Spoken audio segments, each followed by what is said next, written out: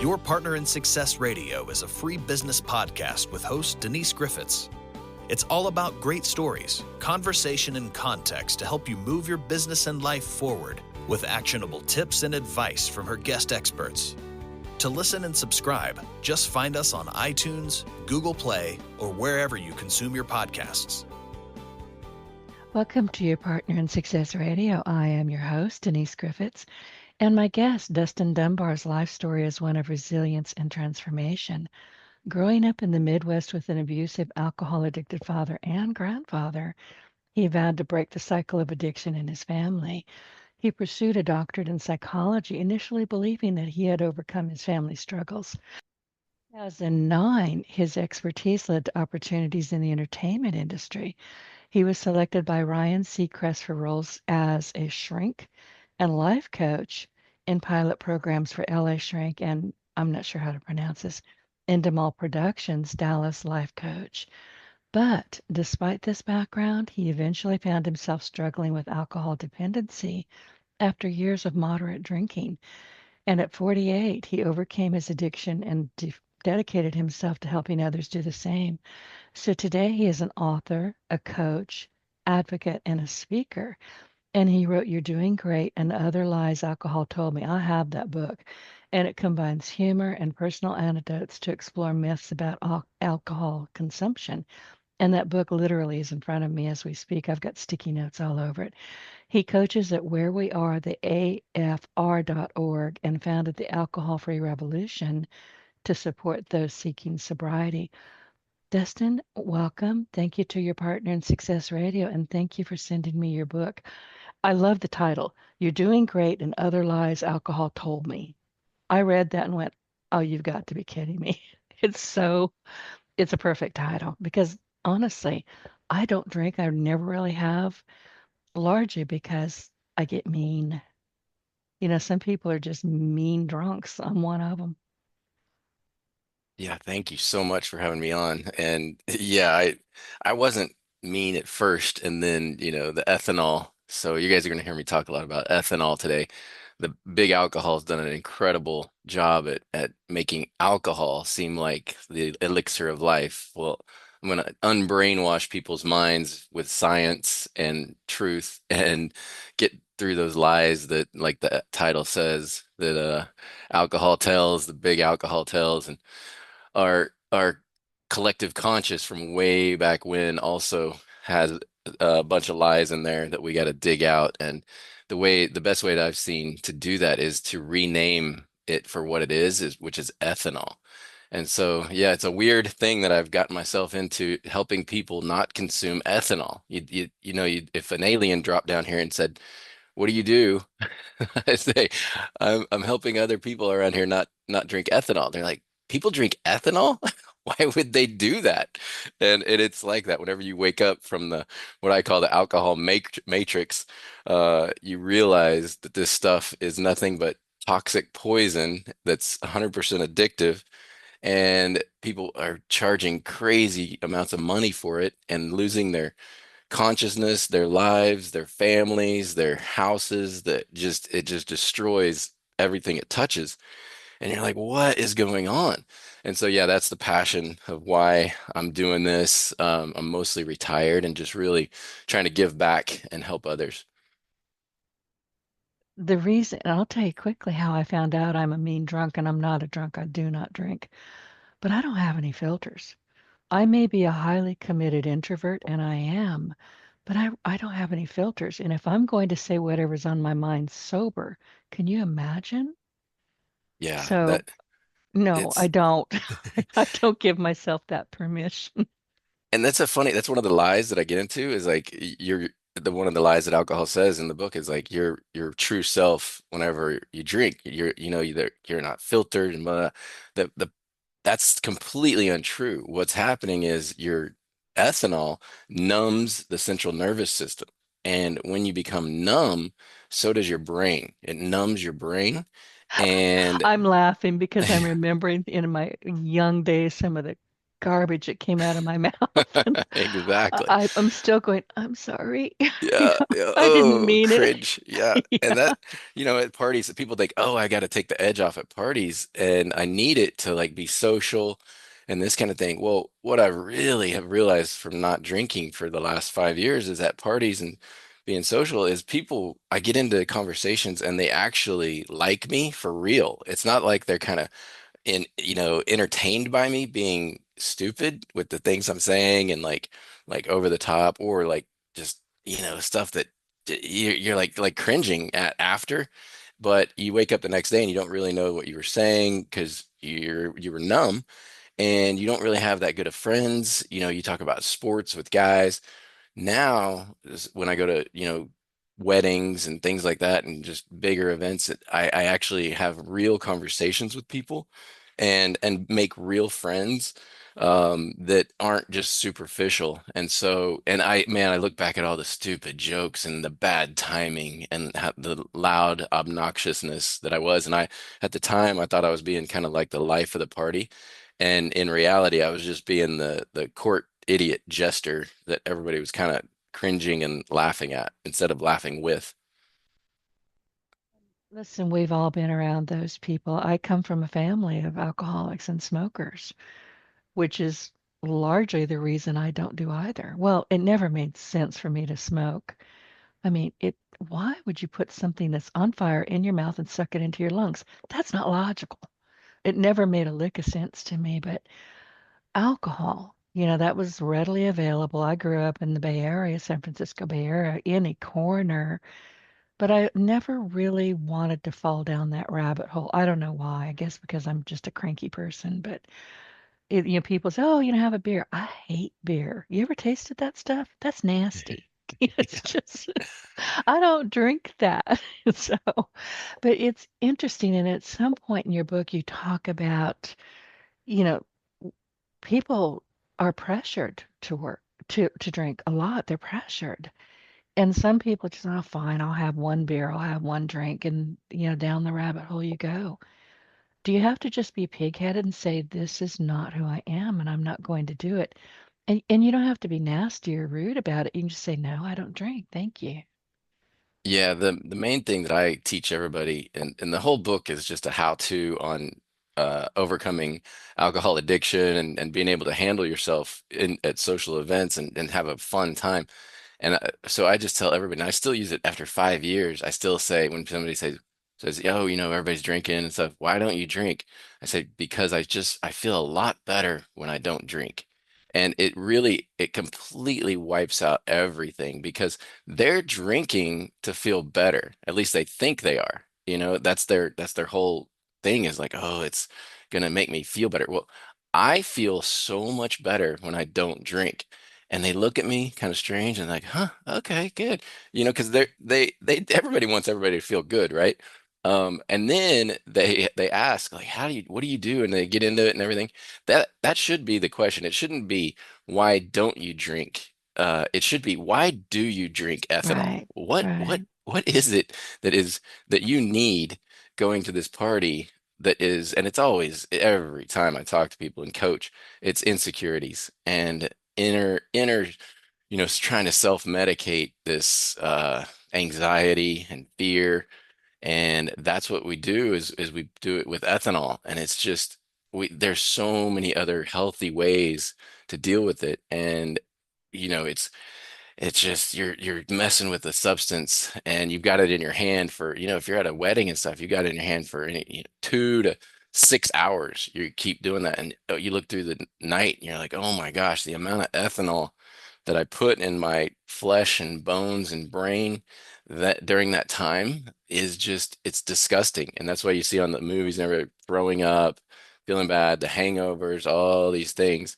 And it's really comes down to, people trying to self-medicate. And that's also the thing you brought up, cigarettes. I do think that we're having our cigarette moment now with ethanol. It is just starting. And what's happening is people are waking up to the science behind what this stuff actually is, which is crazy because it's been around for tens of thousands of years as the only painkiller and that we've had.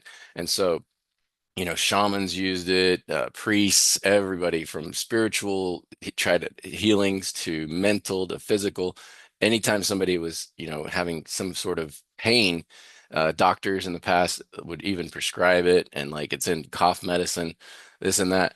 And it's like we don't need this toxic poison anymore. And what's also funny is that a lot of people don't realize that all it is it's vegetables and fruit, the rotten part of vegetables and fruit. I had one guy tell me, yeah, you're literally drinking yeast piss. Whenever you're drinking beer, it's yeast piss. And I started laughing so hard because that's what it is. It's the bad part. It's the toxic part that you remove from whenever a vegetable or fruit turns bad. So I now see almost all beer, except I do like alcohol-free beer, and there's so many alternatives now. And that's the other part of this whole cigarette um, awakening. We're having our cigarette moment, and people are really, I just love seeing the younger generations be like seeing over and over and over their grandparents like me, their parents and stuff being like, wait, what is this stuff? Why is it such a big deal? And it's because we're becoming healthier inside too, mentally. We're reaching out. The internet gets a lot of bad rap, but I'll tell you what, whenever there's problems, you can now get on there and, Google how to, and there it is. Really good advice most of the time, right? At least there's something out there. When I was growing up in the 70s, 80s in Oklahoma, there was absolutely nothing for helping with mental health, Yeah, the things Dewey like that. Decimal System, that's all you had. Yeah, and it's like, wait a Library. minute. So I'm really excited about the future, and it looks like we're putting cancer labels on alcohol bottles. The Surgeon General finally came out. Alcohol has been a uh, carcinogen since Oh, 1988. It was deemed a carcinogen since 1988, which means that it causes cancer. And so the studies weren't really out good. Nobody had really done them. Well, now science is able to do these studies so much faster and so much better that it's undeniable. And the one that really got the attention of everybody was the one in New Zealand that showed that just 2 glasses of wine per week causes a 15% increase in breast cancer. And so we're not talking about 2 glasses a day, which is what it used to be. Oh, moderately, socially, responsibly. You can have a couple a day for men, one a day for women, all this stuff. It's absolutely so not true. It's so false. And you're putting this ethanol in there, and it's 100% carcinogen, 100% addictive, and so every glass after that, like if you have 3 a week, 4 a week, it goes up exponentially with cancer. And so now they're starting to look at men and prostate, and it's just I like shocking how much this is. It's the third leading cause of cancer behind tobacco and obesity. And it's like, what are we doing? And just paying all this money for it and getting addicted to it. And big alcohol companies are just doing exactly what they did with that big tobacco did. And so I think that we're going to see a lot of lawsuits coming out from all the false advertising, just like we did with big tobacco. It's a whole revolution coming our way. and you had said self-medicating, and I had written that down twice, so I knew exactly what you were talking about. And teething babies. It's not unusual to see, I live in Cajun country, and you'll see an old Cajun grandma, and she'll, dunk they call them, well, I'm not going to tell you what they call them, but they're little pieces of cloth that they just kind of twist, and they'll dunk in alcohol, and they'll put it on the baby's gums. I've seen it too many times. I'm like, oh my God, stop that. I mean, I don't say it out loud. It's not my child. But I just cringe. It's not unusual.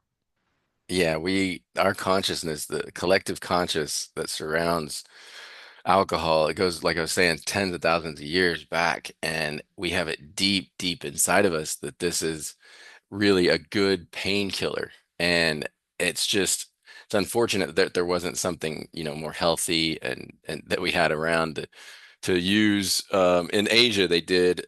way before we did, but in the West. But yeah, we've just been like, this is it. This is our painkiller liquid. And so now with all of the new stuff that we have in science and everything, we can get away from this ethanol that it's what it's really good for is hospital sterilizing things in the hospital because everything it touches, it kills.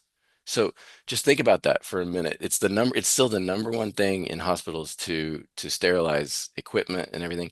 So you're consuming something that is made for killing and you're absolutely just killing your body, your cells.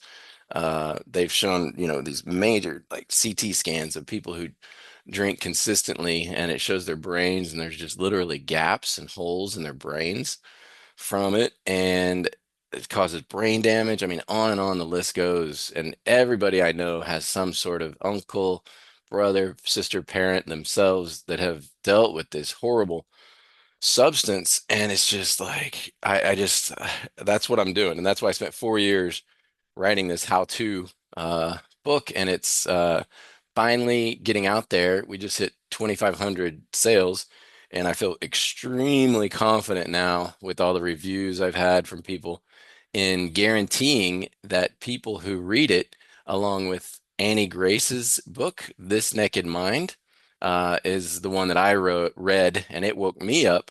Uh, the two books combined is what we're seeing is guaranteed now that people will learn how to control alcohol if they get those two books and the Audible and just listen to them, because what they do is unbrainwash you from all the deep consciousness that we've had in the past, and then takes away the 5 advertisements per day from big alcohol is what we are seeing on average now.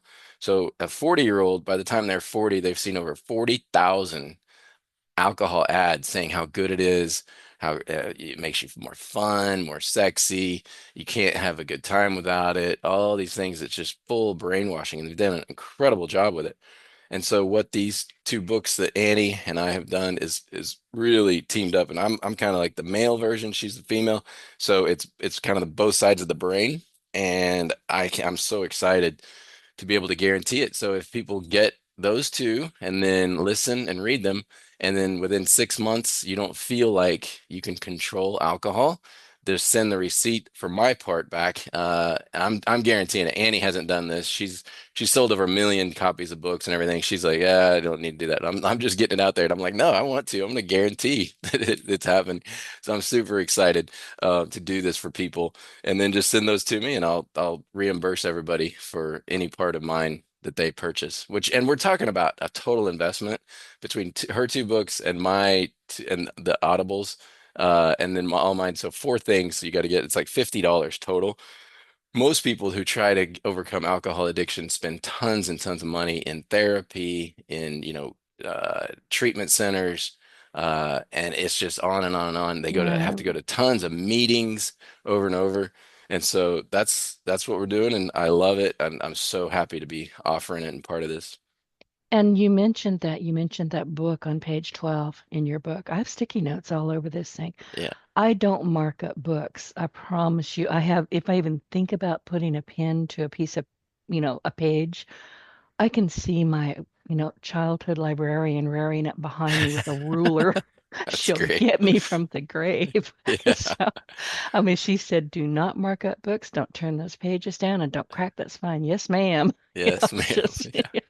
she scared me. Oh, librarians, unbelievable how scary. It's like the part, I think it's part of the job. You got to be scary to be an old librarian. It's great. Like TV, I really don't care for it. So I don't, I'm not abused by the commercials that you're talking about. But books, you give me a book and I'm all happy. But I get that, to me, commercials are propaganda. They Oh really are yeah. just Yeah. propaganda. But I wanted to go back to ethanol because that's fascinating to me. And when you were talking about that earlier, I take a lot of notes when I'm talking with my guests, and I wrote down bathtub gin. And that came from a childhood memory. My maternal grandparents were farmers. And when we would go visit them in the summer, it was our job to slop the hogs. Well, we didn't know that we weren't supposed to take the potato peels out of this bucket and slop the hogs. They got drunk. They broke out of their pen and they went down to the creek and they just threw themselves in. They were just gulping water. And I asked her, I said, what happened? She said, honey, they're drunk. What? You can get a pig drunk? Well, you can if you give them bathtub gin scrapes. So yeah, be careful. Yeah, You know, uh, don't give those, those, what did you call them? They're just junk. I mean, they've been turned into something lethal. yeah, it's the toxic part Yeah, yeah, of. yeah. And we gave them to the pigs. Yeah, exactly. So it's, when they do studies with mice, that reminds me, the animals and alcohol and stuff, and they have shown that 100% of all the mice, first of all, they won't touch it whenever they've tried to feed it to them, whenever it's over even like 7 to 9%, none of them will touch it because they instinctively know that it's poison. Literally, they're like, and a mouse and a mice, and they did it with rats and mice, and they both will eat feces and stuff like that, but they won't touch any kind of substance over 7 to 9% ethanol by volume. And so then they force fed them the alcohol until they became addicted, and all 100% became addicted. They would not choose over, they chose alcohol over sex and food. And this is something that, if you ever see rats and mice with food, and they would do, it's just unbelievable what they've shown. And since then, it's the same with humans, where and once enough of this is consumed, you will become addicted. It is a physical fact that will happen. Everybody's different. Everybody's got different pasts. Everybody's got different bodies, different brains. And it takes some people, their first drink, literally, I've had friends and they tell me, oh yeah, my first drink, it like made the world stand up right for me. I had a lot of childhood problems and fear and like all this stuff. And I was just like, it numbed that part of my brain that really just made me feel like right. And so I got addicted right away. Well, whereas me, it took me a long time. It took me the, slow drip process. And it wasn't the anywhere near the underneath the kitchen sink reaching for a bottle, in the bag, that kind of thing. I was drinking high-end wines and cocktails and thought I was being all kind of just great Gatsby lifestyle and enjoying myself. And this is what you do whenever you have money. And, you try to bring nice wines. So, ooh, this wine and that wine and all this stuff. And you look back and you're just like, oh no, I was addicted to ethanol the whole time. And I didn't know it. And I thought that I was being cool and social, and yeah, and then so that 2 glasses, I was more of a 2 glasses a night, kind of drinker, and then more on the weekends. And so that's who I'm really helping people out with is there's 90% of people who are very high functioning addicts is what I would call them, just like I was. And then there's the other 10% who are full, they are the ones reaching under the sink, grabbing the bottle and having to start their day, like that. And that's more of a hospitalization kind of thing where you do need the in treatment stuff. But the 90% who just like tried to do dry January and only lasted a week. That's the average that people last during dry January, which is supposed to be, 30 days. Those are the people, if you're doing dry January, if you're trying to count your drinks whenever you go out, if you're mixing in a water in between, all these kinds of things, people who don't have drinking issues, they don't do that stuff. If you're doing any of that kind of thing, you have a mild to moderate to medium level addiction going on, and it's only a matter of time before it gets worse. Alcohol, it doesn't go backwards. It's either getting worse. It's not stagnant. It's not like it's just sitting there. It's either getting worse or it's getting better. And the only way it's really getting better is if you see it for what it is, which is ethanol, and that you're consuming something that the human body is not designed to have inside of it. It's, my all my buddies, like you were saying, farmer people. I'm originally from Oklahoma, and I grew up, my maternal side too was all farmers and stuff. And now they have all these beautiful, big, huge trucks. They're like $100,000 and driving around, and they pull up to the gas station, and they're like, they see that it says 10% ethanol on the, some of the signs, and then on to warn people, hey, this one has ethanol in it, this type of gas. And I just know all my buddies, like, oh, I ain't putting no ethanol in my motor, my truck. And then Yeah. that same night, And they're that sitting as there. they go in to get their six pack. Yeah. Yeah. And then they're drinking the whiskey. And I'm like, there's 40% in whiskey, at night with their whiskey and Coke or whatever they're doing. I'm like, that has 40% ethanol in there. And they look at me and they're like, that's ethanol? I'm like, yeah, it's the same thing. It's the exact same thing. It's just a different name to it. And they're like, oh no. And I'm like, yeah, you're putting ethanol in your motor, and it's your brain, it's your body. And like, so yeah, it's just an awakening. And I was right there. Nobody ever told me this stuff or helped me out with it. And that's what I'm trying to do now that I've gone through it myself and researched it. Because you're talking about, as far as I can tell, you're talking about sober curious when you're talking about January. I'd never heard of it before until I read your book, but sober curious apparently is a movement that's changing society's view of drinking. What is sober curious? Yeah, it's people like me. When I started, I was deathly afraid to be a non-drinker. Like in England, they call them teetotalers, where they just drink tea all the time, Well, I things like do. that. Yeah. I'm drinking tea right Yep. now. Yep. And so I was always like, who are these people? How did they get out of this matrix, the peer pressure, like you were alluding to earlier? When I was like, I vowed I would never touch alcohol. I mean, it destroyed my family. My grandpa, my father were just absolute complete total monsters whenever they drank, and then they were kind gentle men when they didn't. And I was like, the only thing that is wrong here is this stuff when it's in them. So I was like, no way, I'm never drinking. I saw him abuse my mom and grandma and stuff. And so at age 15 though, man, the peer pressure came around, and I was just like, it was unbelievable that if you didn't drink at my high school, you were out. You were like one of the people who was just not even cool at all, and like not having fun at the parties and things like that. So I started, like the light beer, the stealing the beers and sneaking this and sneaking that. And sure enough, same thing in college, we'd go to the fraternity parties and games, sports and things, and it was just such a part of the culture. And then, in business, I look back and I'm like, if I was in sales and doing, hanging out with the CEOs on the golf courses, and it was almost like a force feeding of, tequila shots and things like that. And if you weren't doing that, you weren't seen as one of the boys and wouldn't get the, promotions. And I'm like, man, like what a different way, and what a confident way of being if you can say no and say, I just feel a lot better when I don't drink, and get through that and be like you, who has this higher consciousness and sees what this stuff really is, and then be comfortable enough in yourself to say, I feel a lot better when I don't drink, and not do it. But the sober curious is that level of like, they're just trying to figure out, how can I live my life now that I've got myself into this mess where I do it all the time, and I've become so used to uh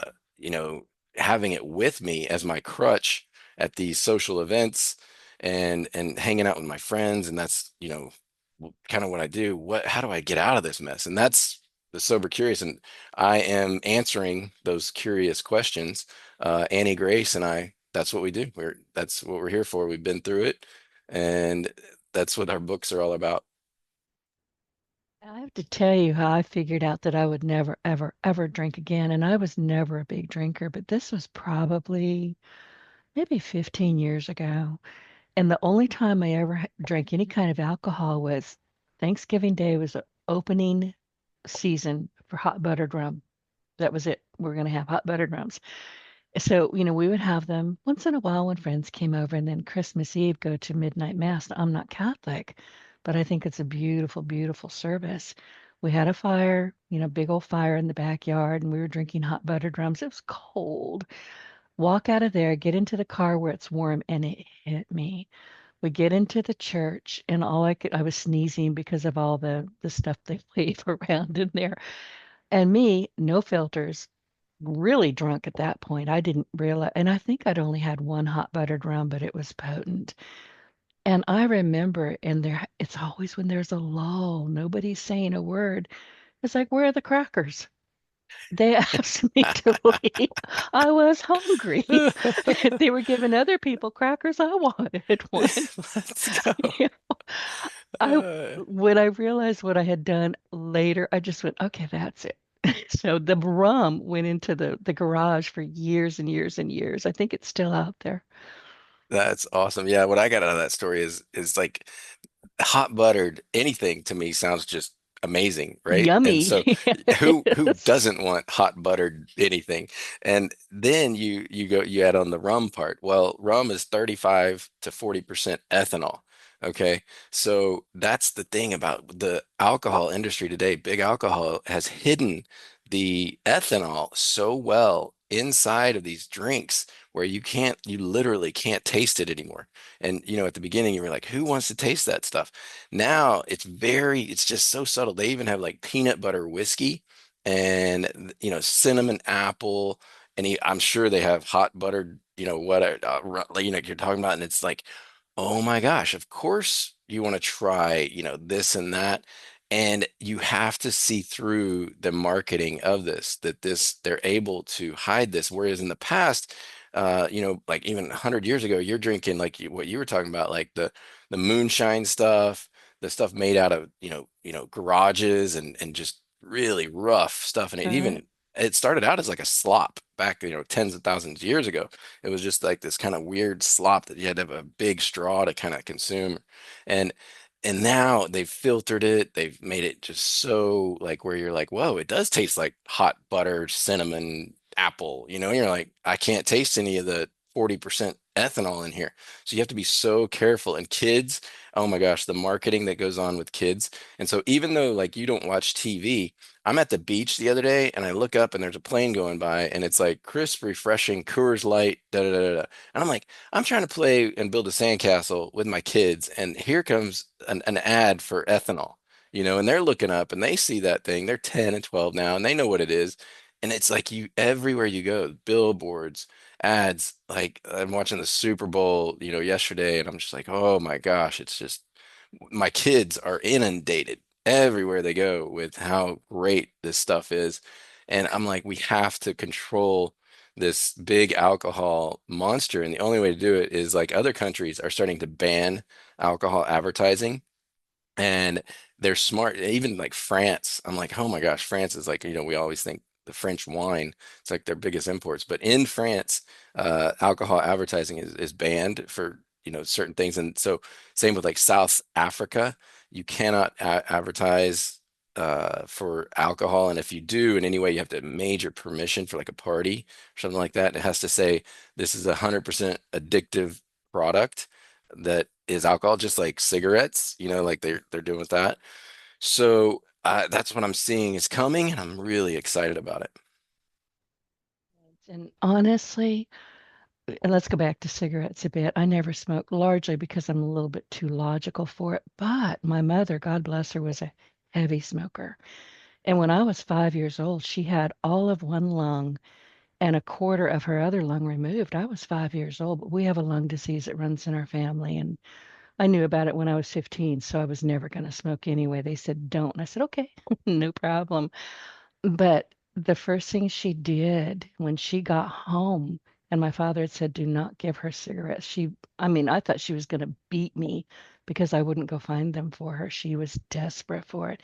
And she smoked all of her life. She eventually passed away from, guess what, lung disease. But she lived a long time despite that. But let me tell you, I would watch them, all of them smoking. For starters, it stinks. The stench is just unbearable to me. But my mother, kids emulate their parents, right? So I remember walking around and she would put her cigarette down and I would pick it up and pretend like I was smoking, and she caught me. And she said, "Honey, you like that cigarette?" I said, "Yeah, it's really great." She said, "Sit down." And she handed me a cigarette and she made me actually smoke, inhale, and get it out through my nose. I threw up for days. And she said, "You're never going to do that again, are you?" I said, "No, ma'am." And I never did. Yeah. So God bless her for that. She knew she was in trouble. She wasn't going to let me go down that road. That's so good. I love that story. Yeah, my mom got addicted to cigarettes as well, and I talked to her about it. And just like everybody in that time too, it was this she was like, "Well, I just thought it was cool. I thought it, made me relax, and I thought it did this and that." And then we saw all the stuff come out about all the cancer, and it was like, "Why?" And I saw my friends and family dying. My uncle, who everybody loves so much, died of it, and it's like that is exactly what's happening now with ethanol and alcohol. The thing about it is it doesn't affect whenever somebody drinks liquid, it's not out in the air, And so the thing about cigarettes and stuff is like you can't do that in a social setting because it affects everybody else, right? Well, I really wish that ethanol alcohol would somehow do that because everybody around would be that's awake would be like, no, you can't do that. There's babies here, there's kids, and it's affecting people in a negative way, and da da da da, and it would become socially unacceptable. But it's not that way, and so it's the only socially acceptable, kind of drug that we are, still using in bars and things like that.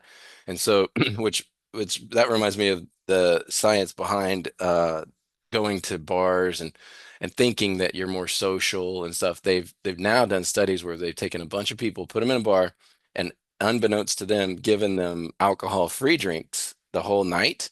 And then at the end of the night, they do a survey. How was your night? What'd you think? The next day, they also ask them all this stuff, and they said, "Oh my gosh, it was one of my best nights ever. I felt so alive and good, and I really had good conversations. Next morning, I didn't talk. What were they serving?" And they found out that they didn't. That was all alcohol-free drinks. So it's completely in your mind that you Right. have to have It this just has to stuff. taste yummy, I guess. Yeah, yeah, and it's just that comfort level. I've got an alcohol drink in my hand, so Right. I'm like I'm being social. I'm being cool. I'm being one of the people. I'm not being a drag. I'm doing this thing. Well, all of it is, and so I do teach in my book. I'm like, look, get a drink in your hand and pour it in there in the same similar cup, like if you're at a wedding or whatever, that everybody else has. Nobody else has to know that you're not drinking anything like that, and just carry that cup around. Alcohol-free beer, I take it out of the bottle usually, and this is in the beginning too. I don't care now. I'm like, whatever. But in the beginning, I pour it into a beer glass, and everybody thinks I'm having a beer. There's no talking about it. And so do that kind of stuff. There's all these tricks that I teach people to do to get through the first 6 months of not drinking, and really you're just changing your behavior. And then after that, it becomes so easy and you don't even think about it after a while. And oh, I just feel so much better when I don't drink. Is what you just keep saying. It Right. leaves you alone. Just leave me alone. I don't want to be Yeah, miserable drinking like you guys. Like that's I why. know. Let me tell you, when I figured out what I'd done at Mass, I'm Uh, still upset over yeah, it. it's It great. was embarrassing. And, It's so good. I wasn't a parishioner there, but I knew a lot of people there. And they'll still, "Hey, Denise, how's your Thanksgiving and Christmas?" Oh, shut up. It's just, we're not talking about that no more. We Yeah, just aren't. But I mean, I was hungry. They were giving crackers to everybody but me. I was upset. So, yeah. but you do silly things and then you can do really dangerous things. I have a friend who's been in a nursing home for about 20 years because dead drunk on a highway. Five people died. He lived, Mm. complete brain damage, but you know, there he is in a wheelchair. He can't think, talk, spit. He can't do anything. Yeah, and if you remove one thing from that scenario, Alcohol. everybody would be alive, That's exactly nothing would right. happen, and the only thing that caused that was the ethanol in somebody's system. And it's like that's what those stories are exactly why I'm here talking to you, doing this, writing books, help, giving back and all this stuff. And it's just like I wish somebody would have done that for my family as well growing up. The pain and suffering as a child that I went through is my number one motivator. I just see that 6, 7 year old boy, just in watching his family be ripped apart by this substance. And it's like, what can I do to help other kids out there not go through what I went through. And that's where the real energy and passion for this comes from for me. How does the alcohol-free revolution philosophy differ from traditional approaches like AA? Yeah, so first, it's not a competition to become alcohol free. I have tons of family, friends, everybody a lot of people I know, AA members. It did not resonate for me whatsoever. Even it was during COVID times, I even tried to go to do an online meeting, and the whole time they were trying to get me to say that I'm an alcoholic. And I was just like, I am not an alcoholic. I literally was like looking in there going, no, I am not. I used to be addicted to alcohol, just like somebody who was addicted to cigarettes. Now I think it's absolutely disgusting. And I don't, if if somebody caught me drinking now, it means I'm like trying to kill myself. I know that it's ethanol, 100%. And I know that it's toxic. I know it's addictive. And my whole being is like grossed out by it. If like, I even see like really nice bottle, like Camus wine every now and then somebody's having it. And all I can see in there is like 13% ethanol. And I literally get I verp, a little bit, like vomit. I'm just like, my stomach is, and I'm like, oh my gosh, why are people, putting that in their bodies and paying $200 a bottle and all this stuff? And it's just so with the big difference is that we're waking people up to the science of what this substance is and not putting the blame at all on the person. AA says in its big book that there's a certain class of people that cannot handle their alcohol. This is now 100% not true. We've proven with all the science behind it, with rats and mice and everything, that this is a 100% addictive substance, and you have to be so careful with it.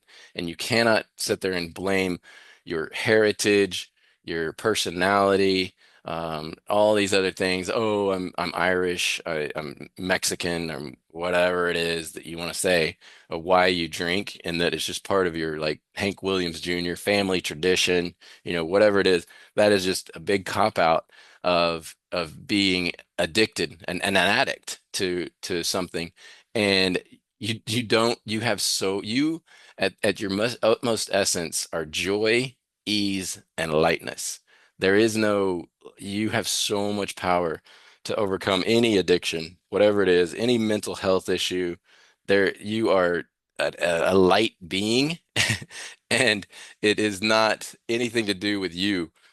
We grew up in a society, you were born into a society where that's addicted to alcohol. And from day one, your family, your priests, the TV, the billboards, the airplanes in the air, everybody's saying how great this stuff is. You go to high school and everybody's like, you got to drink it, you got to be part of the deal. No, and then it's addictive, and everybody, even doctors and stuff, are saying, oh, you can drink, a two a night, it's fine. And you get addicted, and then guess what? You look back and you go, of course I got addicted. I was told I could drink this stuff and it was fine to drink on a moderate, responsible, social basis.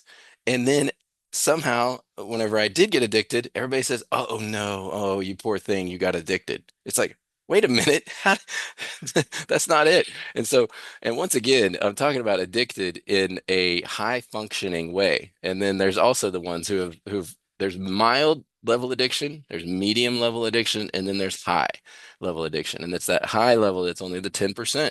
So if you're in that mild to medium level and you're trying to do all this stuff to not drink as much, then you really need to uh, get help, ask for help, be vulnerable, and that's where it's at. But if by all means, if AA resonates for you, please go and do that. Try everything and check it all out. For me, I don't think there will be meetings in the future at all. I think people will wake up to this and be like, there's no need to sit around and tell our past stories. Yeah, we all did stupid stuff in the past, the past. Let's get on with the present and let's enjoy our lives. I used to be addicted to alcohol. I used to be brainwashed. Like, 70% of the people out there, and now I'm not. And yeah, so it's a beautiful thing to see that people go through the alcohol-free revolution stuff that we have with coaches and everything, and come out of it. Just their consciousness is what has really changed, and there is zero blame on the person. When I got your book, I have to tell you, I went searching because I didn't realize that, you know, I'm one of those people, I want to research everything. I'm curious. Give me a book, I'm happy. Give me a TV remote. I'm not going to know how to operate it half the time. It's always in the couch cushions. But, you know, I went looking and I remembered when I was a kid, somebody was passing around a bottle of Everclear. Cool. Yeah. And all of a sudden, somebody's motorcycle ran out of gas and they upended that bottle of Everclear and started that machine. I went, okay.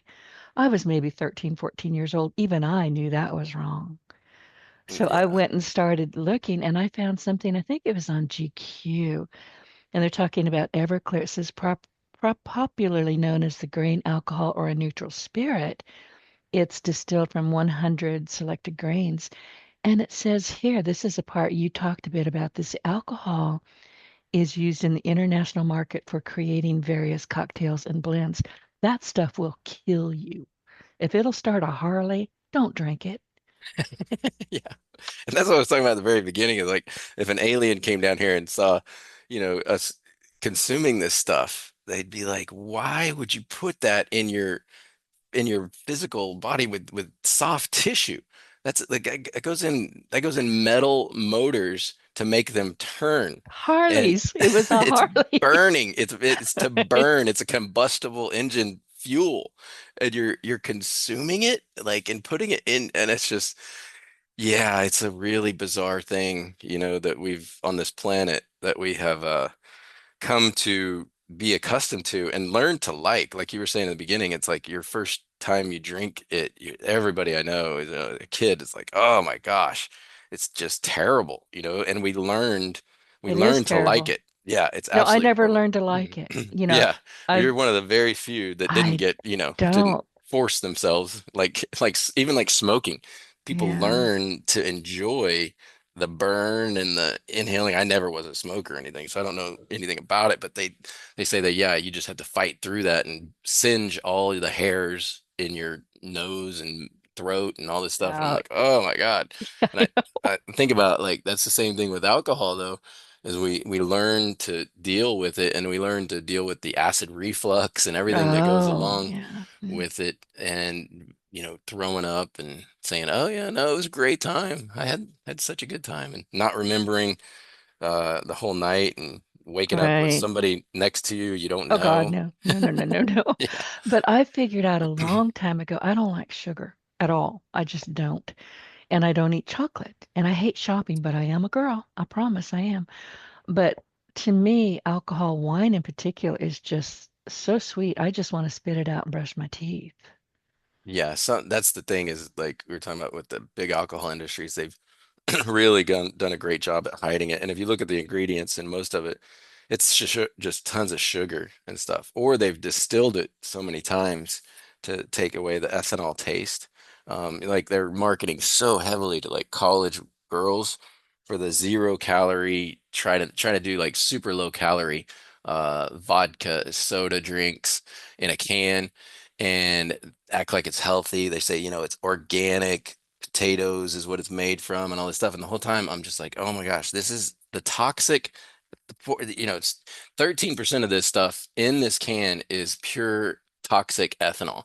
And they're sitting there saying that it's organic and like low calorie and all this stuff. And it just blows my mind what they're able to get away with advertising of this cancer causing Right. death substance. And they're like, And when okay. you're talking potatoes, I'm thinking carbohydrates. Isn't that something that you should not be Yeah, drinking? yeah, I don't know. they take all that out now. They just distill it so much that they're trying to get it down, but every shot of ethanol has at least 90 to 100 calories in it. So you'll see all this stuff and they're like if it's a full shot in there, you're going to get at least 90 to 100 calories. And so with me, I lost 20 pounds right away whenever I stopped drinking. And I was working out, I was eating the same food, I was doing everything. The only thing that changed in my diet and in my way of being was I removed the ethanol. And it's not just the calories that you get from that ethanol. What happens is too is the next morning you wake up and you feel good and you want to go work out. You want to eat, really you crave fruits and vegetables and healthy foods. You don't crave, the French fries and the deep fried everything that whenever I was drinking, I just craved totally different foods. So it's this spiral, this beautiful life spiral that goes up and up and up. And once you remove that ethanol, the joy that, Jesus, Buddha, all the saints, all the mystics, all the gurus, everybody talks about, we all have this inner light, this joy that's within us, and it's eternal and it's there and it's always there. Whenever you're suppressing and numbing yourself down with ethanol, that joy will not shine. It will not you will not feel it. And I researched a ton. That was my doctorate in psychology, was studying the higher levels of human development. And I was like, man, how do I get to there? What do I do to really do that? And it was always like, oh, you need to meditate, you need to do yoga, you need to do all these like kind of things like that. Well, for me, what it was removing alcohol out of my system. And then I was like, whoa, I really feel happy and like giggly and funny. And I'm like, this is what they were talking about.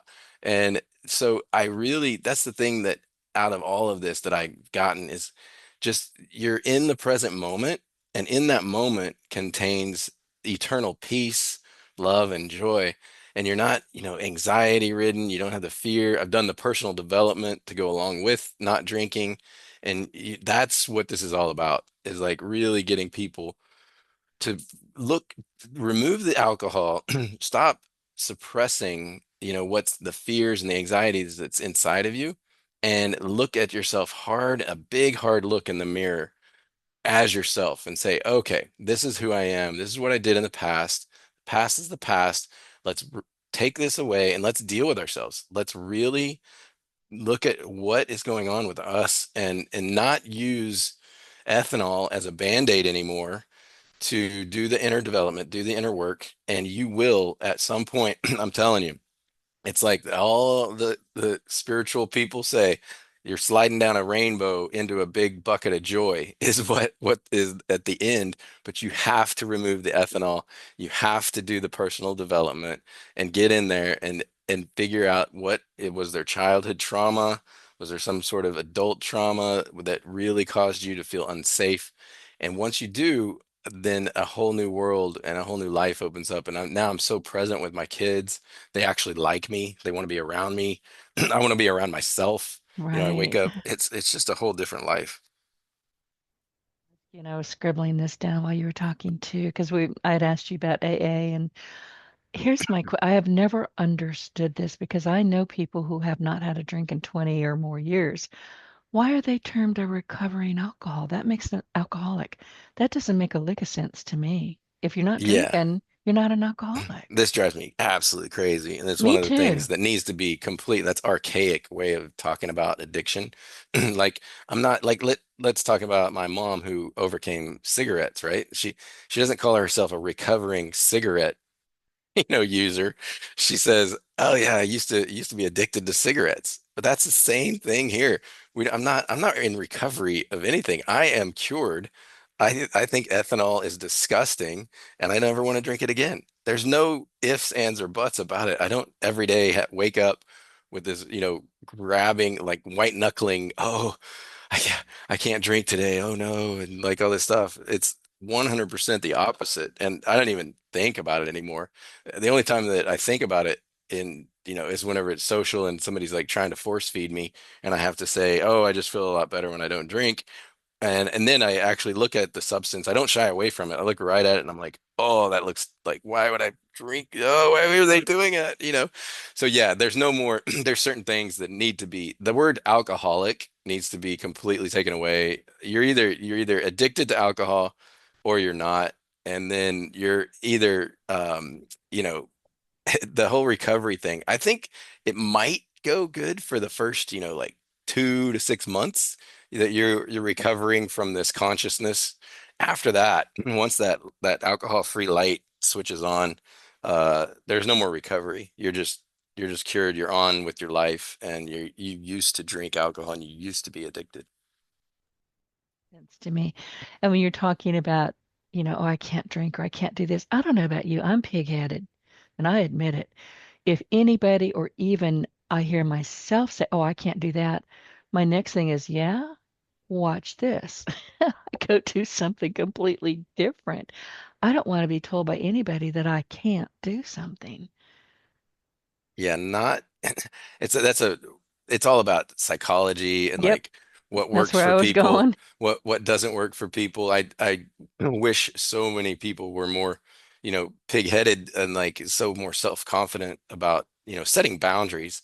It's really setting boundaries for yourself and being in love with yourself and doing this for you. And then, which in turn, once you do that, it spreads so much joy out to the world, and you end up helping so many people and being kind and yeah, it's just it's so interesting that we've gotten to this point of being so addicted to this substance. And I've been around it all my life and I've avoided it most of my life. And, I don't get real critical about other people. I understand they have their reasons or their, internal issues. But if you're going to drink around me and it's going to be a chronic issue, my boundaries go slap up and you no longer have access to me. I can't be around it. I won't be around it. That's so beautiful because so many people are enablers, people pleasers, and they even, feed people the alcohol. And when I first stopped drinking, I was like, "Oh, I'm gonna be like the cool guy still and like be part of that and like I can still buy people drinks, whatever." And then it just felt really bad to me. I was like, "Why am I buying a round of drinks for people when I know I'm literally giving them cancer?" Like I could just see the cancer cells, swimming around in their bodies whenever I would buy them a round of drinks and just be like, I'm causing cancer in people. Like, it's like here's a bunch of cigarettes. That's how it felt to me. Can you imagine buying a bunch of people and start handing out cigarettes for people to smoke? God, And like, no. yeah, that's what, and so I was like, and I don't do that. I absolutely don't even come close to it. And I'll buy dinner for like a group of people and I'll tell the, waiter if they have drinks and stuff, I'll say all the food and everything, everything is on my bill except for the ethanol, and I'll say it loud now. And people are like, ethanol? Like, yeah, and I'll get into that conversation again. Um, but that's whenever you become down the road and you don't mind the conversations around it. But in the beginning, whenever people are listening right now and they're doing the sober curious thing, all you gotta say is, I just feel so much better when I don't drink. Yeah. I But it's am a like, web developer by trade, so I think in pictures. I'm a techie, I'm a nerd. I have stilettos, but I'm still a nerd. And I have lots of stilettos. But I built a word picture in my head when you were talking about your family and they don't want to put ethanol in their truck and you don't want to put ethanol into bodies. And I have this image in my head of people just going up, grabbing a pump and squirting it into their mouth because there's their ethanol. They don't need to pay but 25 cents a gallon for it because you're not going to be able to drink much, obviously. But yeah. that's the picture in my head. You might as well just drink from a gas hose.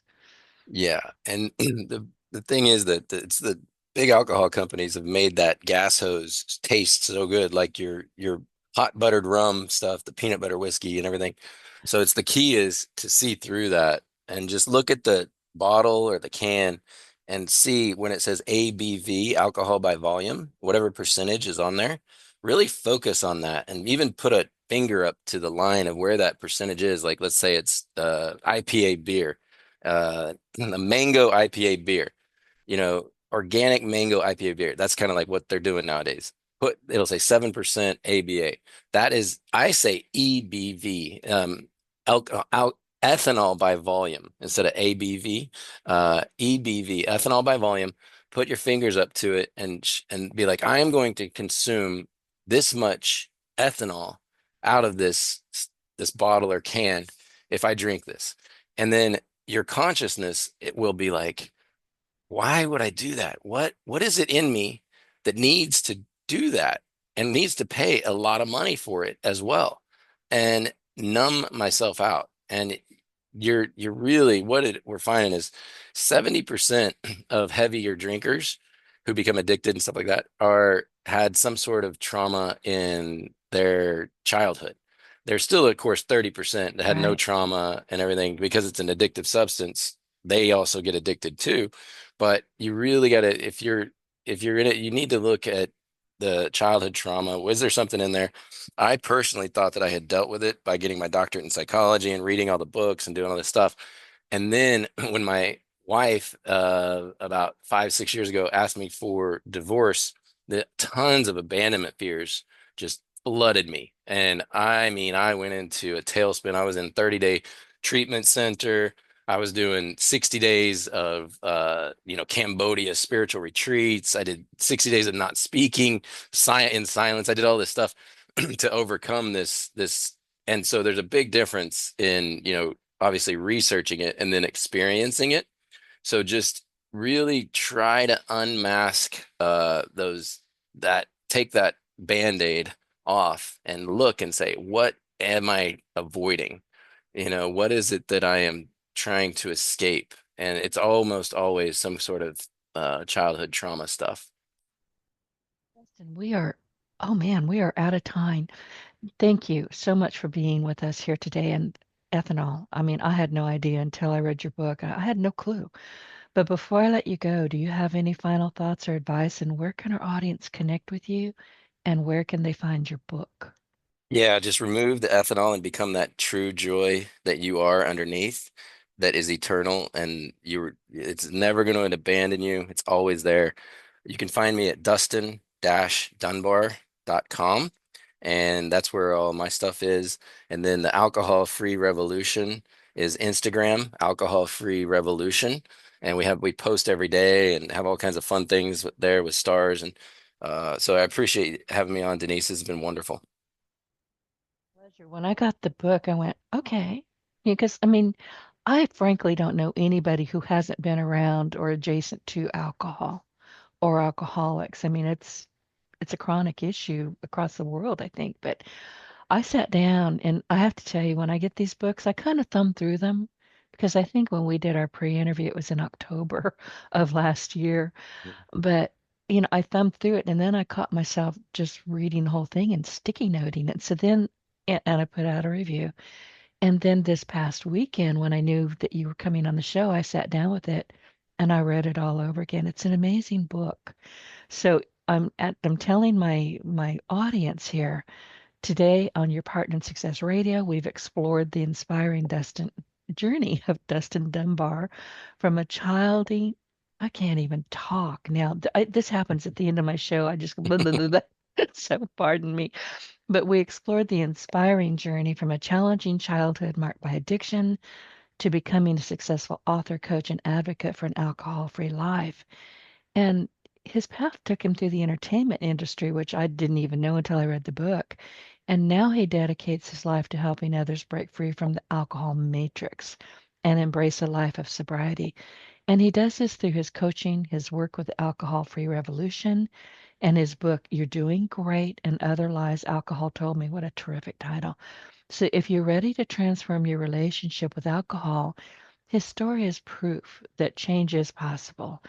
So discover how to break free from societal pressures and reclaim your health and your happiness. And he just told us how to connect with him. Connect with Destin today. Buy his book. I highly recommend it. You're Doing Great and Other Lies Alcohol Told Me. And then visit the wearethearf.org. I think that's it. Wearethearf.org. Is that right, Destin? Yeah, we are the AFR.org. AFR.org. Okay, sorry. I'm telling you, after I've talked for an hour, I'm done. I'm worn out.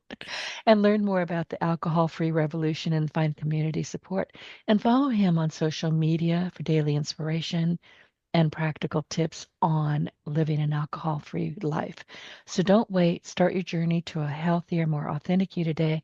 Dustin, thank you so much. This has been fascinating. Thank you, Denise. You're amazing. I appreciate you so much. Oh, it's my pleasure having you as a guest, and you can come back anytime. Get your voice heard. If you would like to launch your own far-reaching podcast, contact Denise Griffitts at yourofficeontheweb.com and go to the podcast tab.